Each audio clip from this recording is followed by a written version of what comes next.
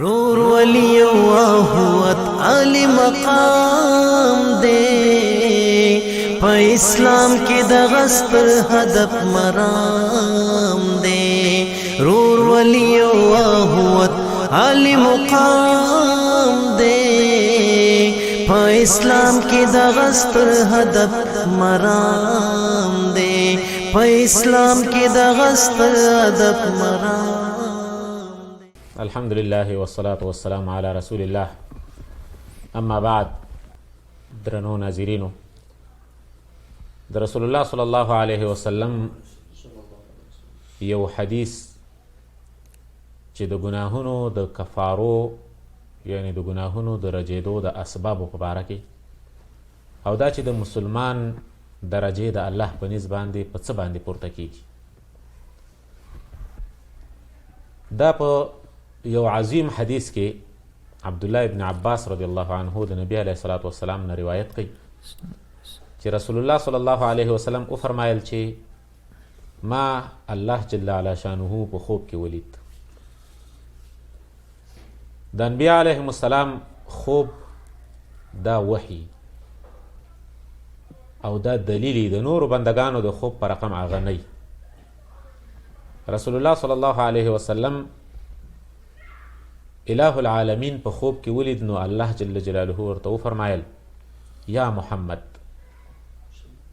نبی صلی الله علیه وسلم جواب ورکړ لبیک ربی وسعدیک، زه حاضر یم ای ربا، او ته چې ماته څه امر کې او څه ماته فرمایې نو زه د هغې منلو او د هغې اورېدلو ته تیار یم.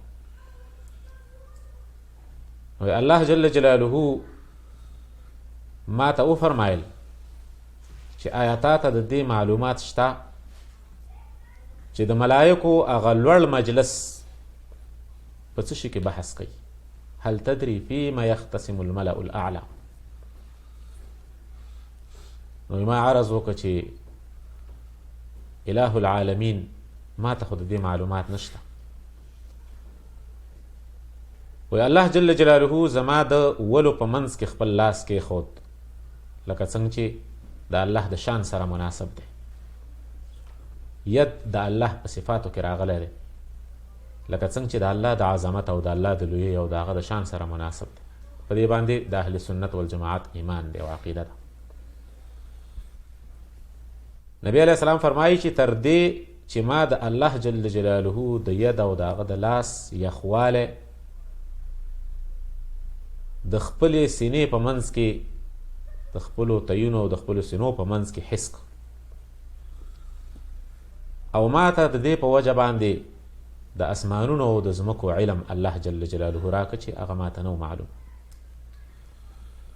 نو بیا یې ما ته وفرمایل هل تدري فیما یختصم الملأ الاعلی؟ تا ته پته شته چې د ملایکو هغه لوړ مجلس د څه شي په باره کې بحث کوي؟ ما عرض وکړه چې اله العالمین هغوی بحث کوي فی الکفارات والدرجات، د کفاراتو په باره کې او د درجاتو په باره کې، یعنی هغه څه چې په هغې باندې د بندګانو نه الله جل جلاله ګناهونه رجوي او دوی صفا کوي، ګناهونه ورته په هغې معاف کوي، او هغه څه چې د هغې په وجه باندې د انسانانو درجې او د دې مرتبې د الله په نسبت باندې پورته کیږي. الله تعالی ما ته وویله چې ومل کفارات، هغه کوم اعمال دي چې په هغې باندې د انسانانو نه ګناهونه رجیږي؟ نو ما عرض وکړو چې یو په هغې کې مشی الاقدام الی الجماعات، د انسانانو دا قدمونه تلل د جماعتونو طرف ته، د جمع طرف ته.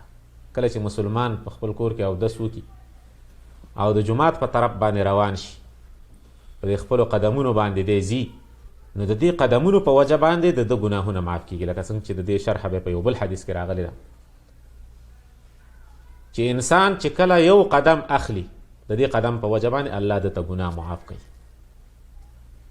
دا د جماعت ته جمع ته د تللو او جمع ته د راتللو په دې دواړو حالاتو کې الله جل جلاله د دې انسانانو دا قدمونه حسابوي او په دې باندې د دې ګناهونه معاف کوي. او نبی صلی الله علیه وسلم بیا یو بل حدیث کې چې د بنو سلمه والا خلک راله نبی علیه صلات وسلام ته عرض وکړه چې زمونږ کورونه لرې دي، که ته موږ ته اجازت وکړې چې دا خپل کورونه د مسجد نبوي خوا ته راوړو چې موږ په هره جمع کې شریکېږو په اسانۍ باندې.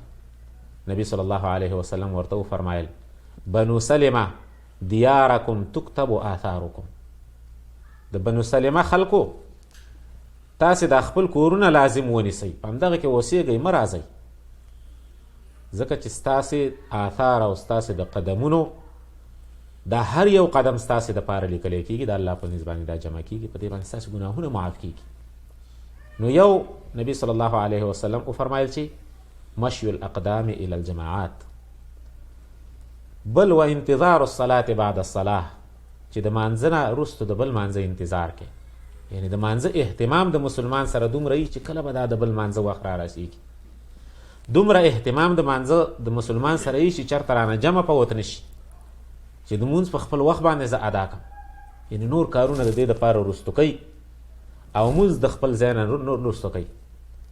داسې نه کوي چې نور کارونه په دې باندې اهم وګڼي او وایي چې مونځ مې څه وخت وکړه بس وبیا کړم، په مانځه باندې اهتمام کوي، د یو مانځه نه بل مانځه ته انتظار کوي.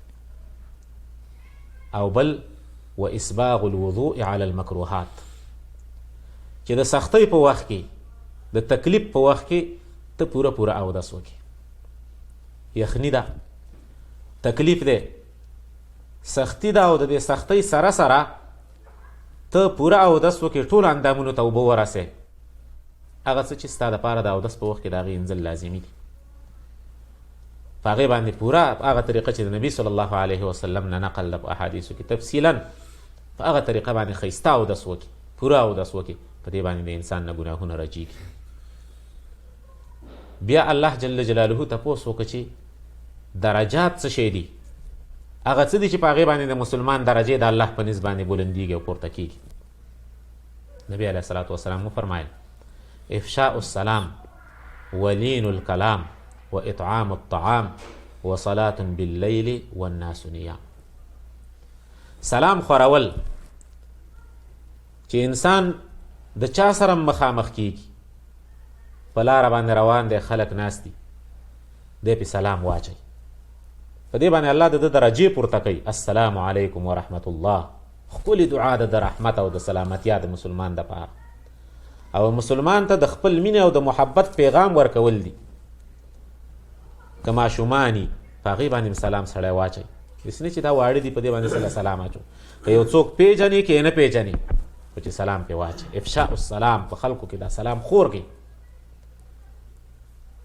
و اطعام الطعام ولین الکلام، نرمې خبرې کول، خوږې خبرې کول، پستې خبرې کول مسلمانانو ته، د مینې د محبت خبرې کول چې د اخوت او د ورورۍ او د زړه د مینې پیغام د دې نه بل مسلمان ته انتقالیږي. د دې په وجه باندې اسلامي اخوت د مسلمانانو په منځ کې مضبوطیږي. داسې نه چې یو څوک د خوا ته راځي او سپکې سپورې ستغې خبرې ورته کوي چې هغه بیا ستا مجلس بلکل هغه ترک کی او نه خوښوي چې ستا سره کینی. نرمې خبرې کول مسلمانانو ته، خوږې خبرې کول، په دې باندې درجې د مسلمانانو پورته کیږي. و اطعام الطعام، په مسلمانانو باندې خوراکونه کول، مسکینان دي، یتیمان دي، غریبان دي، د هغوی ضرورت دی خوراک ته، خوراک پې وخورئ. میلمستیا وکړئ د مسلمانانو دپاره، خپلو ملګرو دپاره ضیافت کوئ، میلمستیا کوئ، د میلمه اکرام کوئ، دغه رقم دعوتونه وکړي مسلمانان یو بل ملګري په خپل منځ کې، په هغې باندې طعام او خوراک وکړي، په دې باندې مینه او محبت او اسلامي اخوت مضبوطیږي. وصلاة باللیل والناس نیام، او د شپې مونځ کول الله ته په داسې حالت کې چې خلک ودی، خلک وده دی او ته راپاڅې الله ته ودرېږي. څومره چې تا ته الله لیکلي دي، څومره چې ستا وس کېږي، هغومره عبادت الله جل جلاله ته وکړي.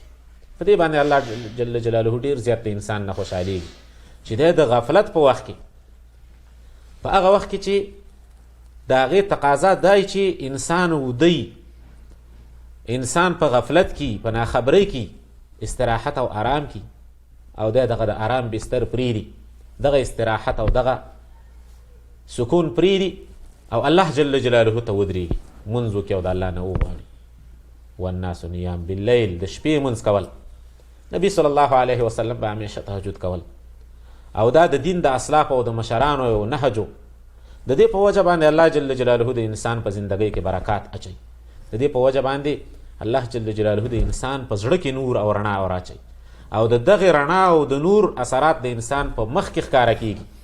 د دې په وجه باندې د قیامت په ورځ الله جل جلاله مؤمنانو ته نور او رڼا ورکوي او د دې په وجه باندې د انسان په خبرو کې درنوالی راځي. ان ناشئة الليل هي اشد وطئا واقوم قیلا. د دې په وجه باندې د انسان نفس په صحیح طریقه پیمالیږي. د الله اطاعت او د الله تابعداري په نفس کې په صحیح طریقه باندې په دې راځي. واقوم قیلا، او ډېر مضبوط دی په وینا کې. دا د انسان په ټوله زندګۍ کې د دې مثبت اثرات ښکاره کیږي او په دې باندې درجات د مسلمانانو پورته کیږي. بیا په دې حدیث کې نبی صلی الله علیه وسلم الله جل جلاله هغه ته ډېرې بهترینې دعاګانې ور وښودلې او هغه دعاګانې د هغې ذکر په دې حدیث کې تفصیلي راغلی دی وروسته، چې انشاءالله په بله حلقه کې کیدی شي چې په دې باندې خبرې وشي.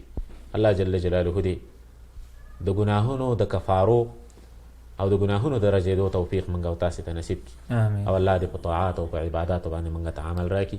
واخر دعوانا ان الحمد لله رب العالمين. الحمد لله رب العالمين والصلاة والسلام على أشرف الأنبياء والمرسلين نبينا محمد وعلى آله وصحبه أجمعين. أما بعد، په دې مختصر وخت کې زه تاسو ته یو قصه یا یو واقعه د مخکنو امتونو چې نبی علیه الصلاة والسلام ذکر کړې ده په صحیح حدیث سره، هسې قصه نه ده بلکې صحیح قصه ده او دا واقعه په صحیح بخاري کې امام بخاري رحمه الله را نقل کړې ده. نبی علیه الصلاة والسلام به دا قصې ذکر کول دې لپاره چې امت دغه نه عبرت واخلي او د دې قصې ټوله خلاصه هم دا ده چې یو انسان کله د وعدې پابندي کوي، الله رب العزت والجلال دغه سره ډېر لوی نصرت کوي. د وعدې پابندي او بل پردی حق ادا کول، د دوه نقطې د دې قصې خلاصه او مضمون دی. په بخاري کې روایت د امام بخاري رحمه الله دا واقعه نقل کړې ده د ابو هریره په روایت سره چې نبی علیه الصلاة والسلام فرمایي په بني اسرائیلو کې یو سړی د خپل کلي نه لاړ چې ته سفر کړی و. د دغه سړي ضرورت راغی چې ته تجارت کو، پیسې ورسره نه وې. یو بل سړی په مخه راغی، هغه ته ویلې چې مال 1000 دینار راکا او زه به تاله بیت هغه قرضه ادا کم. هغه سړی ورته وایي دومره خو وکړه چې 2 ګواهان راوله، ما سره لیکل وکړه، زه به له درکم. نو هغه سړی بني اسرائیل دغه سړی ورته وایي دا کوم مسافر و، کفا بالله شهید، الله رب العزت والجلال زموږ استاد په منځ کې ښه شاهد دی، کافي دی. بیا ورته هغه مالدار سړی ورته وایي چې بیا داسې وکړه چې یو مال یو ضامن راکا، یو سړی راوله چې ضمانت دې وکړي. هغه ورته وایي چې کفا بالله کفیلا، الله ښه ضامن دی، زما استاد په منځ کې یو الله دی، هغه به ضمانت، هغه ښه ضامن دی. نو هغه مالدار سړي ورته ویل چې قاله صدقته، دا دې ښه خبره وکړه. نو 1000 دینار یې ورله ورکړه، یو نیټه یې وټاکله چې یو میاشت بعد به دا پیسې راکړې، مثلا یا 2 میاشتې بعد یا 2 هفتې وروسته. یو دغه تاجر لاړ، 1000 دینار یې واخیسته، لاړ په بحر کې سفر وکړه، خپل حاجت یې پوره کړ. چې کله خپل ضرورت یې ټول پوره کړه، د هغه نه وروسته چې کله هغه ټیم پوره شوی، دا بیا بحر غاړې ته راغی. اوس ګوري چې ته به کښتۍ را روانې، زه په هغې کې اوس لاړ شم ځکه چې هلته نیټه پوره ده، هسې نه چې په هغې کې وعده خلافي را نه شي. دې ډېر کوشش وکړ، د الله قدرت وګوره چې بس کښتۍ نه پیدا کېږي. ډېر فریاد یې وکړو، هېڅ چاره نه وه. نو اخره کې دا وکړو چې یو لرګی، یو لوی لرګی هغه یې راواخېسته، هغه یې ډډ کړ، دا په مابین کې دا 1000 دیناره کېښوده او الله رب العزت والجلال ته فریاد وکړه چې ما دې سړي سره وعده کړی، رب العالمین ته دا حق هغې ته ورسې. نو هغه په یو دغه کې را چاپېر کړه، مثلا په یو کپړه کې یا پارشي کې چې دا هغې ته ورسېږي. په دې لرګي کې دا 1000 دیناره کېښوده او یو ځای پکې سوری کاږې کېښوده او دا لرګی په دې بحر ته ورارته او الله ته فریاد کوي چې رب العالمین تا ته پته ده چې ما دا سړي نه قرضه اخیستې وه 1000 دیناره او بیا زمانه ضامن طلب کوم ورته چې الله رب العزت والجلال ښه کفیل دی، ګوی ران طلب کوم ورته ویل چې الله رب العزت والجلال ښه شاهد دی زما ستا منځ کې. نو رب العالمین ته خو یو چاره برابره کړي. او ما ډېر کوشش وکړی کشتۍ نشته، دا دوای وکړه او دا لرګی پرېښوده. نو په دې په حدیث کې راځي چې الله رب العزت والجلال چپې راوستلې او دغه لرګی ورسوه قضیې ته. قدرت ته ګوره کله چې دغه لرګی د هغې سړي هغه مالدار سړی چا نه چې قرضه کړې وه د هغې کلي ته رسېږي، په هغه ځای کې چپو دا لرګی راویسته د بحر غاړې ته. او پخوا زمانو کې به خلکو دا کول چې تله به لرګي به یې راوړل سوخ دپاره. او د دې سړي په زړه کې واچو چې هغه روان شو چې د بحر نه لرګي راواخلي. همدغه د پیسو والا چا چې قرض ورکړی و، نو کله چې هغه د بحر غاړې لځي لرګی یې هغه لرګی راواخیسته کور ته راوړو. نورو ته پته نشته، عام لرګی دی د سوخ دپاره. کور ته راوړو امر یې وکړ چې دا ټوټې ټوټې کوي. کله سړی لرګی راوړي خو هغه وساتي که نه، د کلونو کلونو یې ذخیره کړي. د الله قدرت ته ګوره، دا ټول د الله رب العزت والجلال اسانوالی دی چې کوي. په زړه کې ورته واچوه، امر یې وکړي چې دا دواړه غوڅ غوڅ کړي دا لرګی. کله چې لرګی یې غوڅ کړه نو په هغې کې دغه پیسې دیناره ولیده، 1000 دیناره پکې دي. ګوره د دغې جړي دې سړي خو دغه 1000 دینار ورته ورسېد، هغه یې راواخیسته. هغه سړي ایمانداري ته ګوره، هغه چا چې قرض اخیستی هغه په دې لټه کې ده چې کشتۍ پیدا کړي او راشي. دا لرګی خو راولېږه، هغه ته پته نشته لرګی رسېدلی دی او که نه ده رسېدلی. هغه بله ورځ چې بیا را کوشش یې وکړ کشتۍ پیدا کړه او راغه کلي ته هغه سړی پیدا کړه. 1000 دینار نور یې وله راوړو، وله په جیب کې وله ورې کړه. هغه ورته وایي داسې واقع شوې ده، یو لرګی و ما ته میلاو شوی پاکې 1000 دینار و. نو هغه ورته وخندل، هغه وویل چې دا کار ما کړی و خو دې دپاره چې واده خلافي را نه شي. نو ما د ډېر مجبوریت د وجې نه ما کشتۍ پیدا نه کړله، نو د مجبوریت د وجې نه مې لرګي کې راغی، الله ته مې فریاد وکړو، نو الحمدلله تا ته رسېدلي. نو هغه مالدار سړي ته ویلې چې ما تاله قرض درکړی هغه ما ته ورسېده. نو په دې کې ډېر لوی عبرت هغه دا دی، یو د وعدې پابندي. وعدې پابندي چې وکړه الله به سره نصرت کوي. او دویم دا دی چې دغه د قرض د پردی حق ادا کول، دغه سړي سره دومره حرص و. نو الله دې موږ تاسو له توفیق راکړي چې د قرض په ادا کولو کې موږ تاسو امانتدار وي او صداقت والی. واخر دعوانا ان الحمد لله رب العالمين. بسم الله الرحمن الرحيم. الحمد لله والصلاة والسلام على رسول الله نبينا محمد وعلى آله وصحبه أجمعين. أما بعد. محترم ورونو، په قرآن او حدیث کې چې کله الله سبحانه وتعالی موږ ته دا وفرمایي چې تاسو دې کې سوچ او فکر وکړئ، نو دا ټول عقلي دلایلي د الله سبحانه وتعالی په وجود باندې او د الله سبحانه وتعالی په قدرت باندې. إن في خلق السماوات والأرض واختلاف الليل والنهار لآيات لأولي الألباب.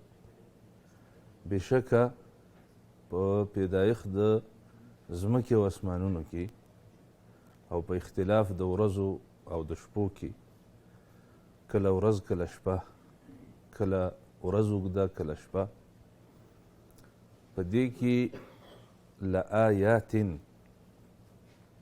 په دې کې ډېر قوي دلایل دي، خو لقوم یعقلون، د هغه قوم دپاره چې د هغوی عقل کار کوي، بې عقله نه یو، او بل د هغه چا دپاره چې خپل عقل استعمال کړي، فکر وکړي، نو هغه به خامخا دې نتیجې ته رسیږي چې دا کائنات یو عظیم خالق لري او دا کائنات یو داسې ذات لري چې هغه دا مخلوقات چلوي.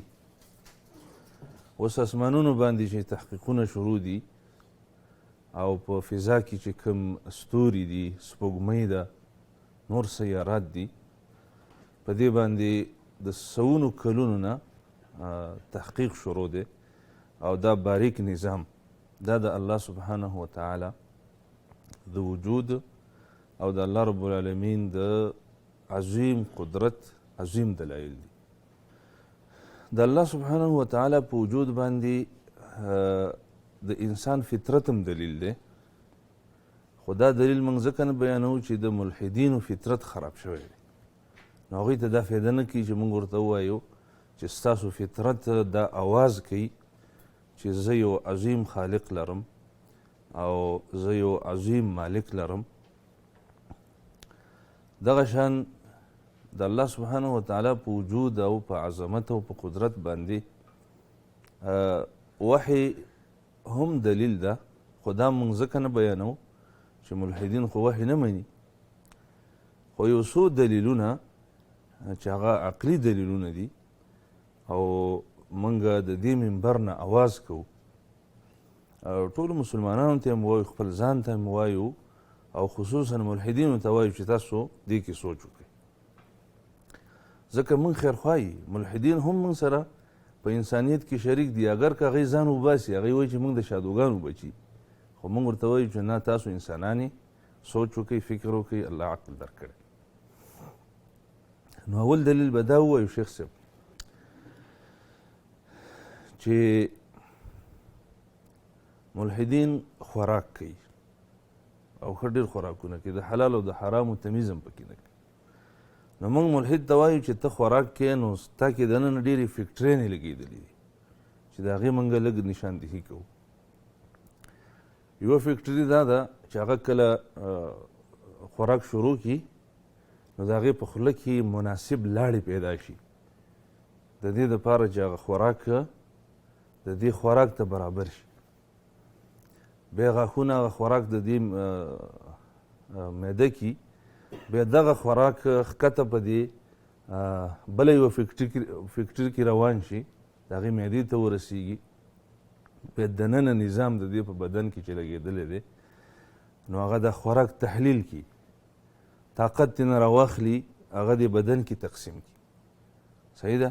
وینه هغه رګونو ته ورکړي، اوبه هغه مثانې ته ښکته شي که نه، او کوم چې بېفایدې مواد پاتې شي هغه په بله لار باندې اخراج شي. نو موږ ملحد نه دا تپوس کوو چې دا دومره فکټریانې چې ستا په دې بدن کې لګېدلي دي، دا فکټریانې ستا په دې بدن کې چا لګولي دي؟ دلته باید سوچ وکړي. که داسې ووایي چې دا فکټریانې خپله لګېدلي دي نو دا خبره د عقل خلاف ده، ځکه دا خو هغوی هم نه مني چې هېڅ یو څیز بغیر د صانع نه نه کېږي. هغوی دا دې منلو ته تیار نه دي چې یو ګیلاس دې خپله جوړ شي، دا نه مني. صحیح ده؟ دې منلو ته تیار نه دي چې یو بوټ دې خپله جوړ شي، بلکې هغوی کمپنیانو باندې نومونه ایښي دي. نو څنګه چې د یو ګیلاس خپله جوړېدلو ته ته تیار نه یې او بیا دومره فکټرینې چې تا کې لګېدلي دي او ته وایې چې دا خپله لګېدلي، ښه که وایي چې خپله نه دي لګېدلي، دا موږ کې طبیعت لګولي دي. اکثر ملحدین دا هم وایي چې دا موږ کې طبیعت لګولي. نو موږ وایو چې کوم ځای کې طبیعت دا ویلي دي چې دا فکټرینې ما لګولي دي؟ هغه دلیل موږ ته پیش کړي چې طبیعت دا خبره کړي چې دا فکټرینې چې د یو ملحد په بدن کې لګېدلي دي او فطرت طبیعت ویلي دي چې دا ما لګولي دي. که تاسو وایي چې نه فطرت طبیعت دا نشي ویلی، نو موږ وایو چې دا څنګه طبیعت دی چې دومره باریک نظام جوړولی شي او دا نشي ویلی چې دا ما جوړ کړی دی. نو دلته که یو څوک سوچ وکړي او ملحد په دې باندې سوچ وکړي په دې خپل بدن باندې، نو هغه به خامخا دې نتیجې ته رسیږي چې زه یو خالق لرم، ځکه دومره باریک نظام چې زما په دې بدن کې جوړ شوی دی نو دا خپله نه جوړېږي. وفي انفسکم افلا تبصرون، ستاسو په نفسونو کې د الله سبحانه وتعالی د وجود دلایل شته، خو افلا تبصرون، تاسو ولې د علم نه کار نه اخلئ؟ تاسو ولې پوهه نه لرئ؟ او پوهه ولې نه لرئ؟ ځکه چې تاسو سوچ نه کوئ، فکر نه کوئ.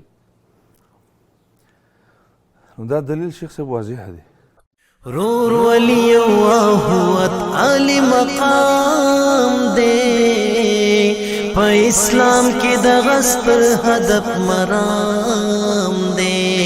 رور ولی واهوت عالی مقام دے، په اسلام کې د غستر هدف مرام دے په اسلام کې د